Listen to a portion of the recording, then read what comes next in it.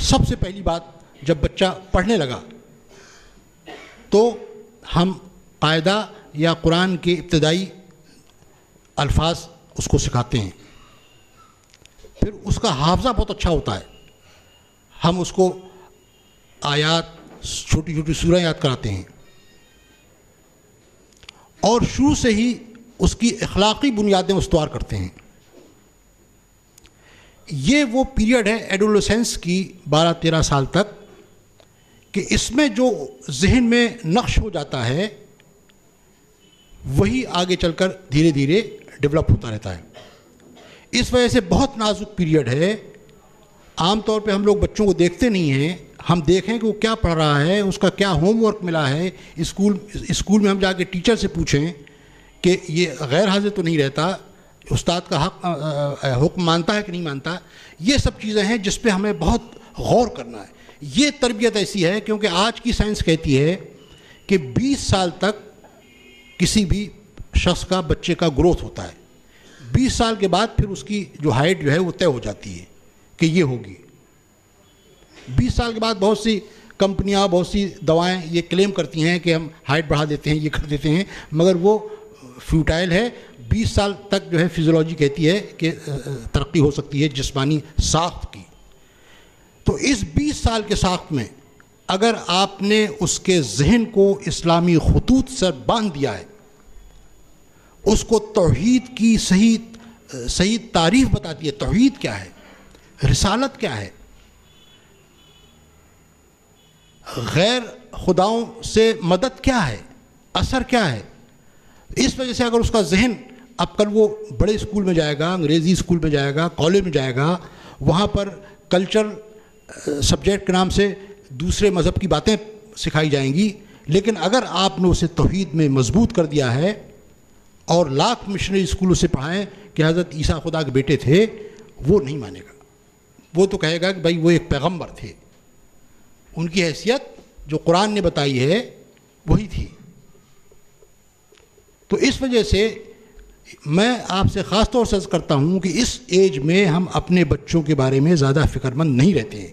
اس کی ایک ایک ایکٹیویٹی پر آپ کی نظر رہنا چاہیے اور آپ کو یہ دیکھنا ہے کہ اس کا شعور اسلامی طرز پر, اسلامی خطوط پر بن رہا ہے یا نہیں. جب اس کا شعور پختہ کر دیں گے آپ تو اس کے تحت الشعور میں اتنی مدافعت ہو جائے گی کہ پھر وہ ورڈ اوپن میں جائے گا, کوئی بھی چیز سنے گا, مگر وہ اپنی توحید, اپنی رسالت, اپنی دینی حمیت اس سے جو ہے وہ کسی قیمت پر سمجھوتا نہیں کرے گا. اور اگر ہم نے, میں ابھی آپ کو 1-2 مثال بتاتا ہوں. ابھی ہمارے جیلانی صاحب لکھنؤ سے تشریف رکھتے ہیں. وہاں کے ایک پرو وائس چانسلر ہمارے الہ آباد کے ہیں, انہوں نے مجھ سے یہ بات بتائی کہ ایک شخص کا, ایک لڑکے کا وہاں تقرر ہوا اور وہ B Tech M Tech first class کیے ہوئے تھا, اس کا تقرر ہو گیا. اور جب اس سے انٹرویو کے طور پر میں بلایا گیا تو وہ اسلام کے بیسک فیچر سے واقف نہیں تھا, بیسک ایلیمنٹ سے. ابھی کچھ دن پہلے یہاں پر ایک وفد آیا تھا ٹیچرز کا, انہوں نے ورک شاپ کیا تھا. تو ایک چھوٹا سا ادارہ ہمارے سامنے ہے, اردو گھر, انہوں نے کہا ہم اس کو ہمیں دے دیے. کچھ باہر سے طلبہ ٹیچرز ہیں, ہم نے دے دیا. ہم بھی گئے وہاں. تو ایک ٹیچر حیدرآباد سے آئے تھے, وہ جو ہے ایم اے پی ایچ ڈی تھے, یونیورسٹی میں اردو پڑھاتے تھے. انہوں نے کہا کہ ہم اقبال کا کلام پڑھا رہے تھے, اسی درمیان میں ہم نے بچوں سے پوچھا, بی اے کے طالب علموں سے, کہ وہی کیا ہے. تو اس نے کہا کہ ہمیں حیرت ہوگی کہ پورے کلاس میں ایک مسلم بچہ بھی, سب مسلم بچے تھے, یہ نہیں بتا پایا کہ وہی کیا ہے. اس وجہ سے ہمیں ایم اے اور بی ٹیک اور سب علوم چاہیے, لیکن اگر وہ علوم مائنس دینی علوم ہیں,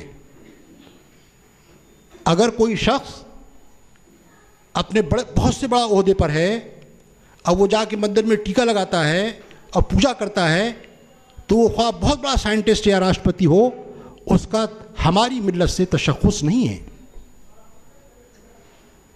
تو آپ کے ایسا شعور, ایسا تحت شعور بنانا ہے بچوں کو کہ ان کا تشخص ملت سے قائم رہے. یہ واقعہ میں اکثر بتاتا ہوں اور بہت پرمانی ہے اس لیے بتاتا ہوں کہ خوشونت سنگھ ایک بہت بڑا صحافی ہے, 98 سال کا ہے. 98 سال میں اس نے بھی ایک کتاب لکھی ہے. اس سے پہلے ایک بہت بڑا صحافی تھا ہندوستان کا جو انگلینڈ میں بس گیا تھا, وہاں کی نیشنلٹی رہی تھی, نراج سی چودھری. اس نے 100 سال کی عمر میں کتاب لکھی.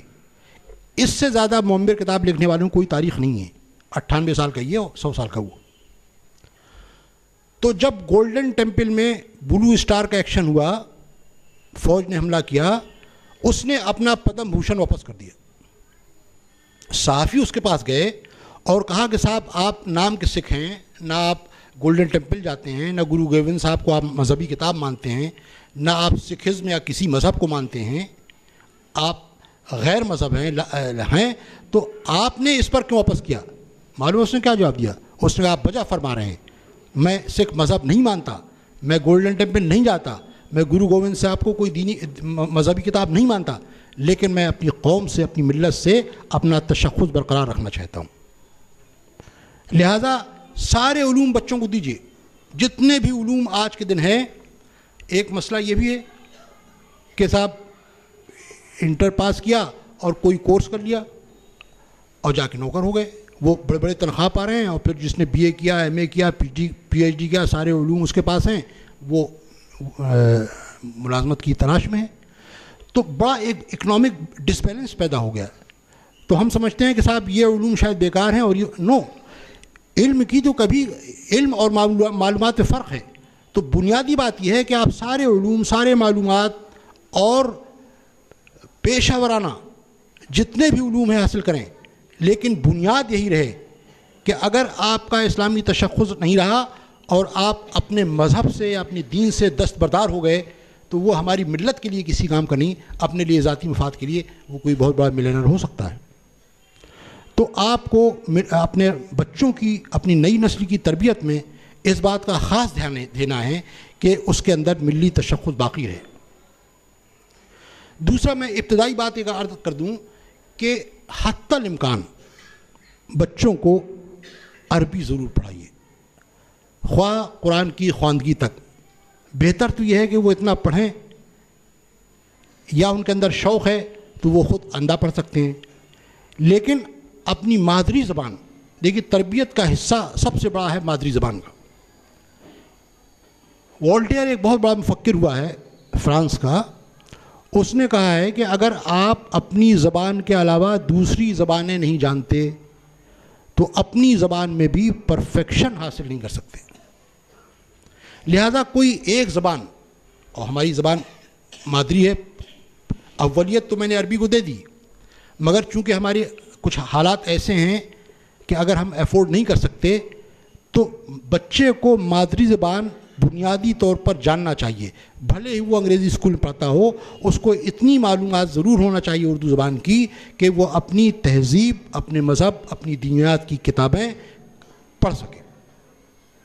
پھر اس کے اندر شوق ہوگا تو خود اتنے تراجم, اتنے تفاسیر ہمارے خود مفسر بیٹھے ہوئے ہیں, آ گئی ہیں اردو میں بھی, یوں تو ہر زبان میں آ گئی ہیں, انگریزی میں بھی آ گئی ہیں اور اس میں بھی آ گئی ہیں, کہ ہم مادری زبان پر بچے کو پختہ کریں. ایک زبان اگر انگریزی بھی ہو بہت اچھا ہے, کیونکہ ایک زبان میں آپ کو اتنا کمانڈ ہو کہ آپ محفوظ ضمیر کی ادائیگی کر سکتے ہوں اور اپنے مذہب اور اپنی روایات اور سنن کی تعلیم خود سمجھ سکتے ہوں.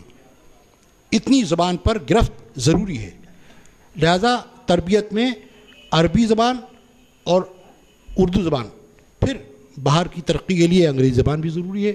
کیوں نہیں, آج مسلمان کسی طرح بھی انگریزی زبان میں کم نہیں ہیں. تو اس وجہ سے یہ تربیت میں تیسری بات کریکٹر سازی اور اخلاق.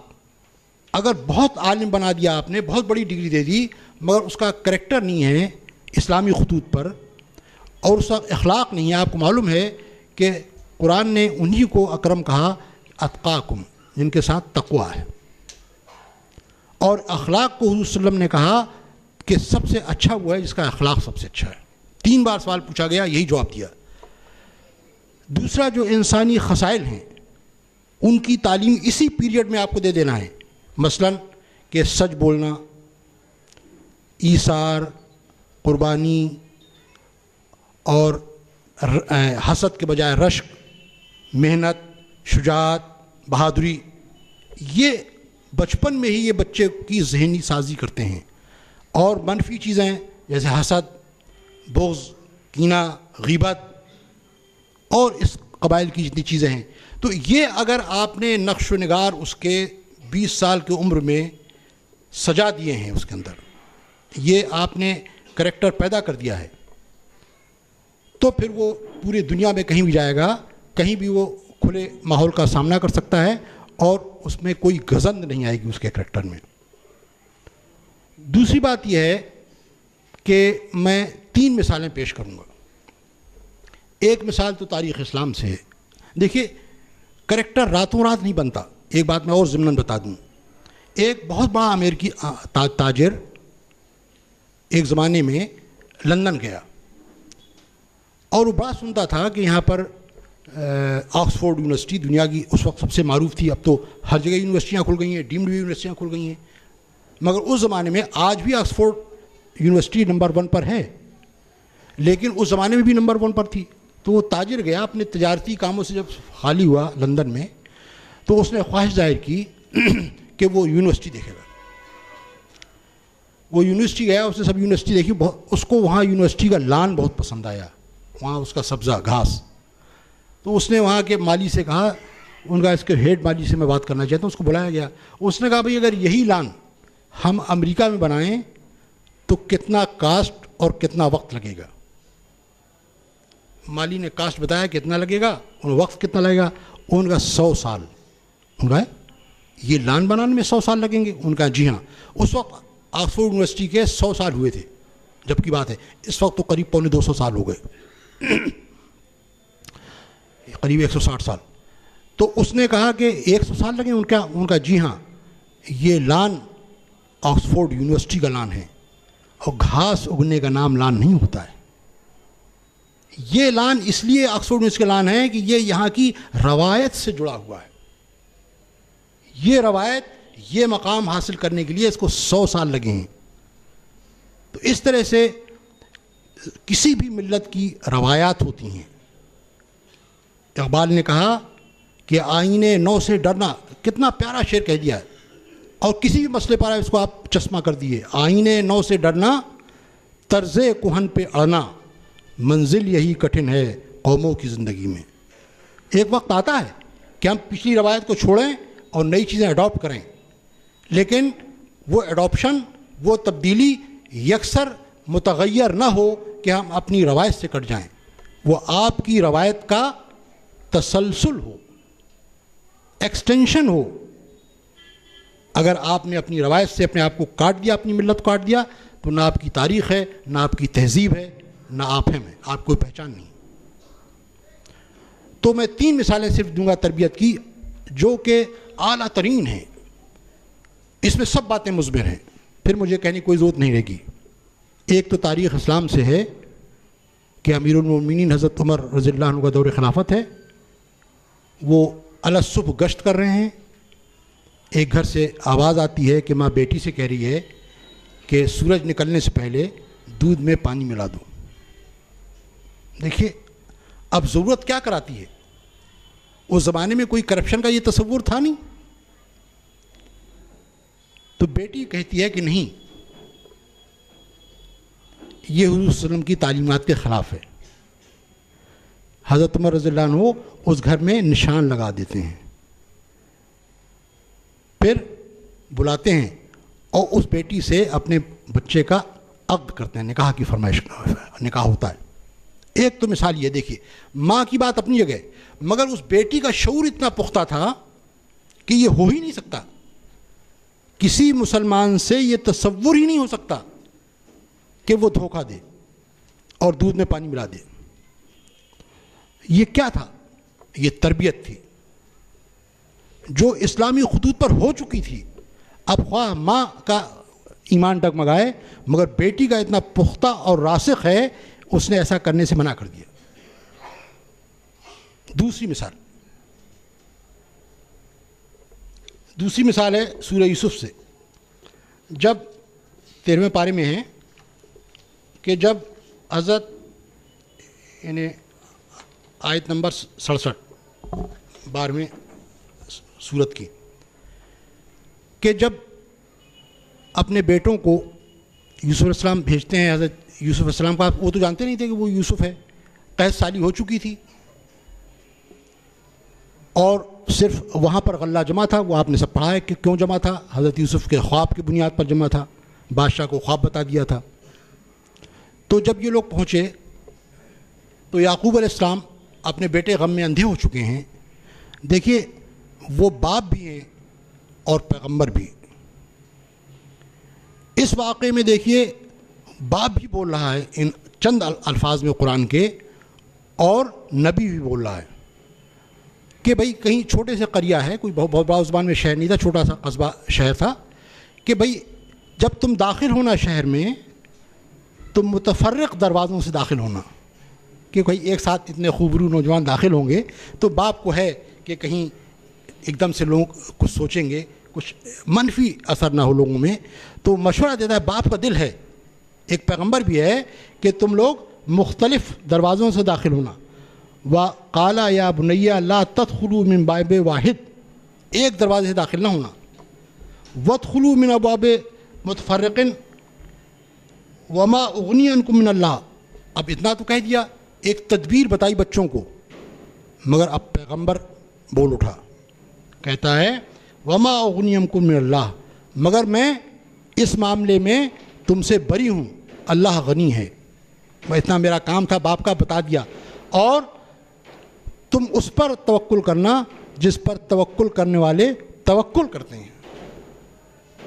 یعنی آپ ایسی تربیت دیے کہ دنیاوی سارے امور حفاظت کے بتا دیجئے، مگر یہ بھی بتا دیجئے کہ فیصلے اسباب پر نہیں مسبب الاسباب سے ہوتے ہیں.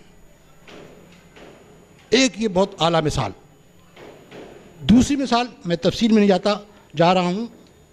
23 میں سورہ الصافات میں 27ویں سورہ میں، کہ جب حضرت ابراہیم علیہ السلام کے پاس، میں واقعے پہ نہیں جا رہا ہوں، فرشتے انسانی شکل میں آتے ہیں، وہ انہیں عدل حنیذ پیش کرتے ہیں، وہ نہیں کھاتے تو انہیں شک ہو جاتا ہے. ان کی بوڑھی عورت کو بیٹا ہونے کی بشارت دیتے ہیں. وہ کہتی ہیں کہ میں عجوز عقیم، میں بڑھیا اور بانجھ، میرے اس عمر میں اولاد.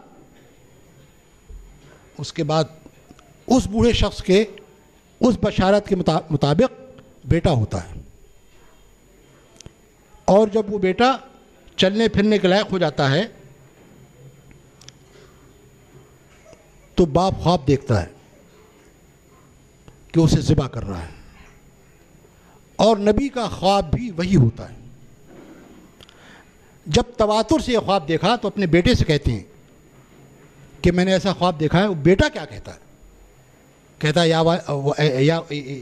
قالا یا بنیا انی ارنی الامان. اس نے کہا کہ اے میرے پیاٹے، بے شک دیکھتا ہوں خواب، انی اذبحو کا، کہ بے شک میں ذبح کر رہا ہوں تجھے. فانظر ماذا تری قالا یا ابت فعلوا ما تؤمر سجدونی انشاء اللہ من الصابرین.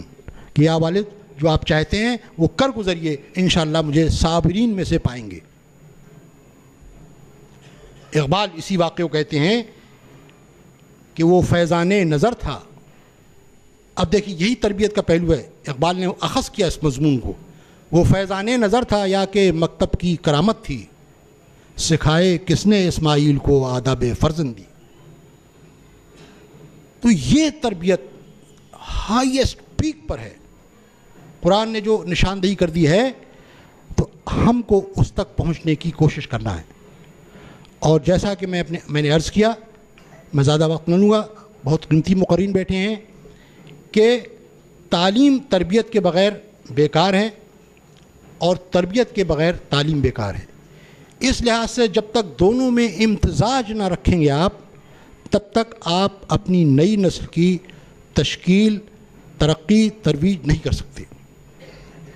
میں ان سطروں سے اپنی بات کو ختم کروں گا کہ یہ نغمہ جو کہ پھوٹا ہے میرے تارے رگے جاں سے، اس کو غور کیجیے گا، شاید اس میں کوئی پیغام بھی ہو.